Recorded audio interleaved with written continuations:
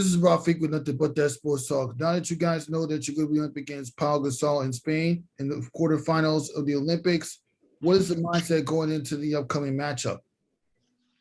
I think it's about the same. We got to be aggressive defensively. We know that we got the Gasol brothers down there, so they're low. They also stretch out the three, and then they really pack the paint. But they got guards that can shoot threes, and we got to try to control the three-point line. Next up, we'll go to Brian Mahoney. Hey, Drew. A lot of guys, the first time they do this, it's an adjustment from the NBA game where they're not getting as many shots, they're not getting as, many minutes, and, maybe they don't quite play well right off the bat, where it seems like you have. Is part of that just because your game isn't really based on any one thing? You do so many things that you can find your way to make an impact one way or the other?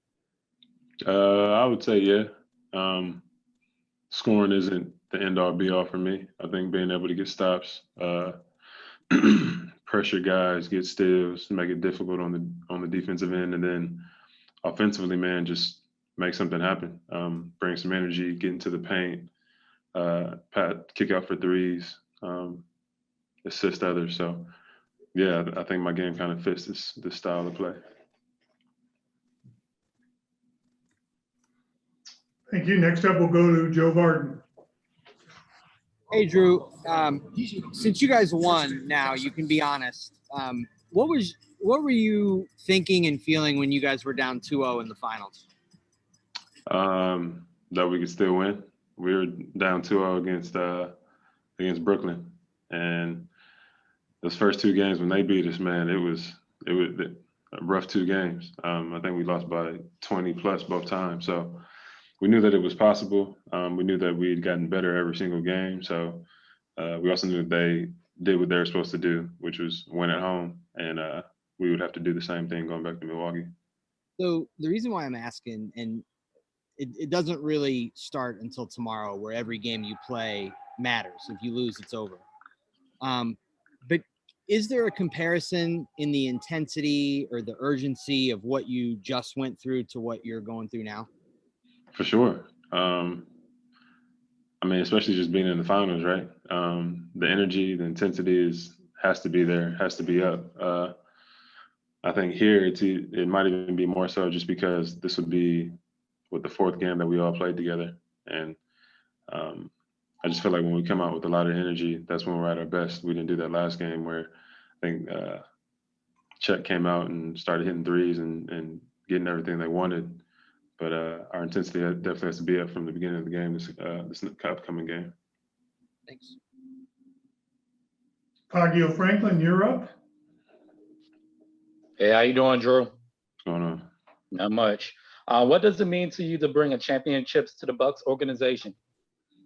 It means a lot, man. It's been 50 years. It's been a long time. And being there, playing there, moving my family there, being able to see what the city's like, the organization's like, the fan base, it kind of just came to the point where you just wanted to make them proud. And, they had been so close a couple of times to making it to the finals and accomplishing what they wanted to, but to actually get it done has been an awesome feeling. Your peers talk very highly of you. What does it mean to you to hear that you mean a lot to the team? It means a lot. I feel like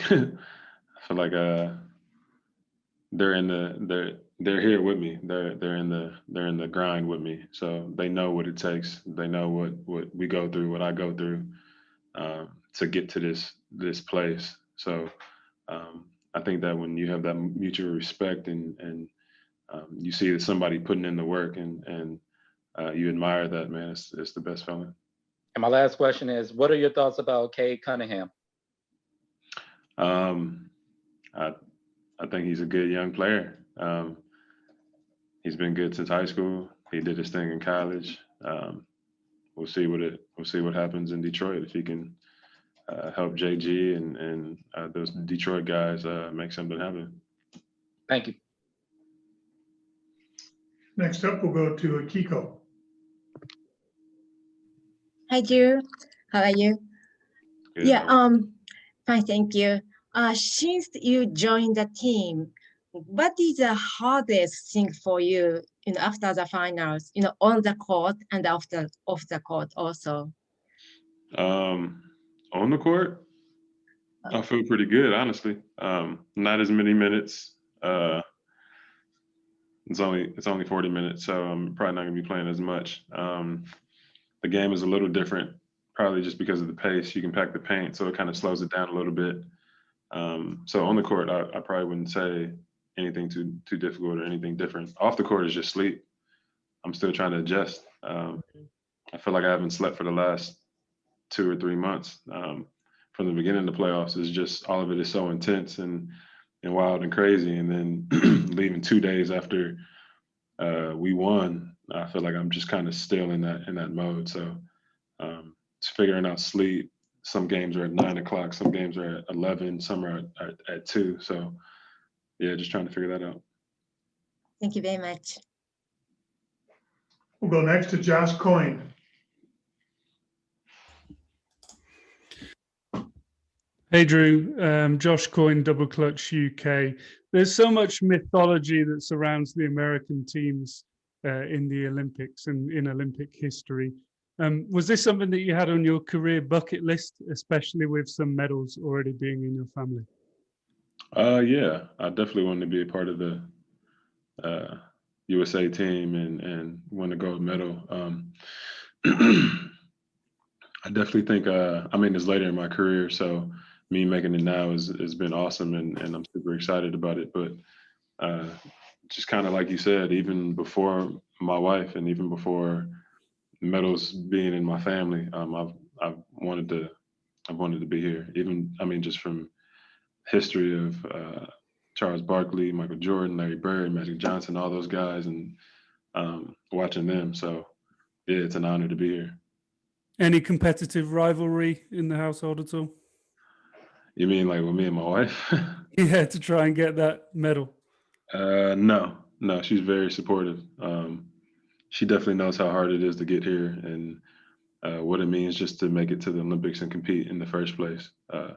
People kind of wait their whole life to do it, and even some sports, you kind of just only have one shot. So she's definitely very, very supportive. Okay, have a good one. Good luck.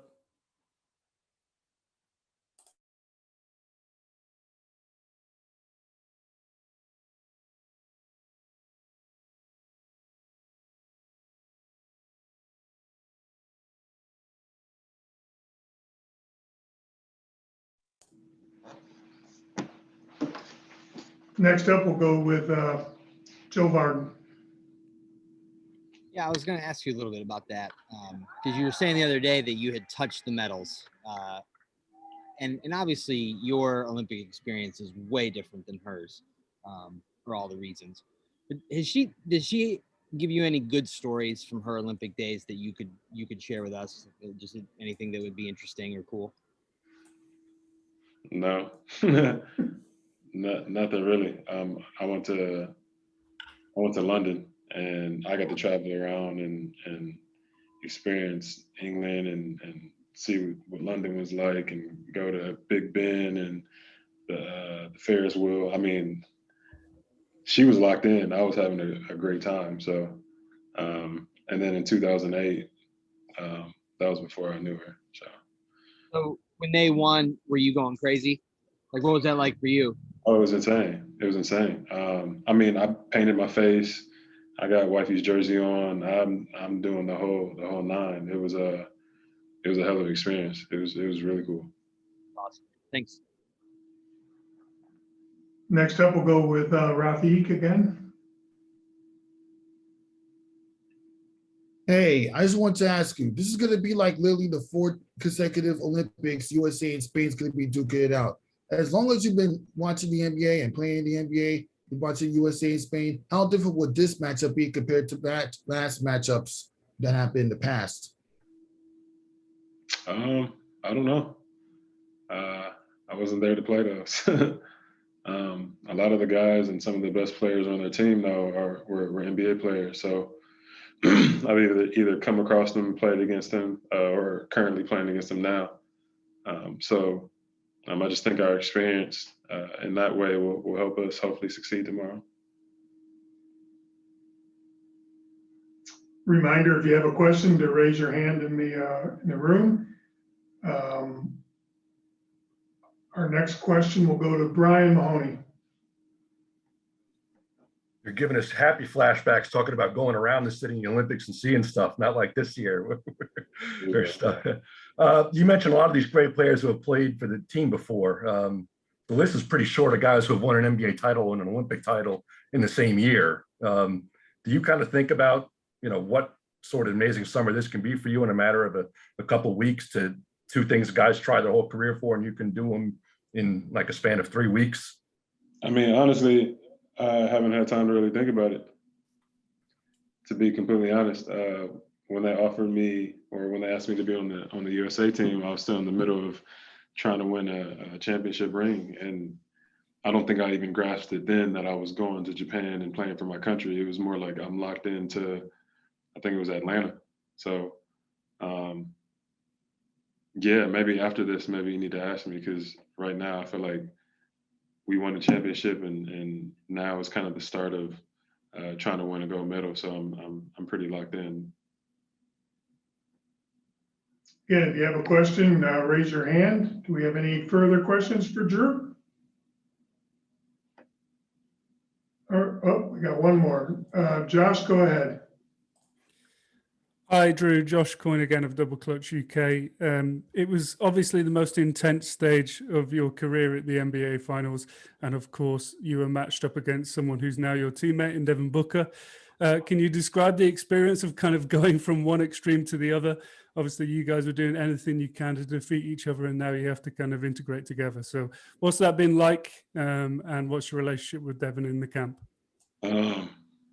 I mean, it was fun. It was fun to battle. They were one of my favorite teams from the beginning of the season.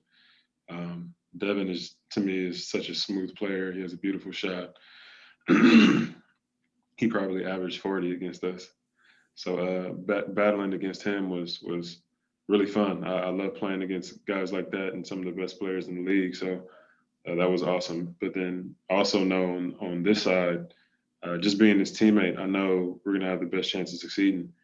The way he approaches the game, how he locks in, how great of a scorer he is, his basketball mind. So I was really, really excited to, once that was all over and we had won, that I could be teammates with him.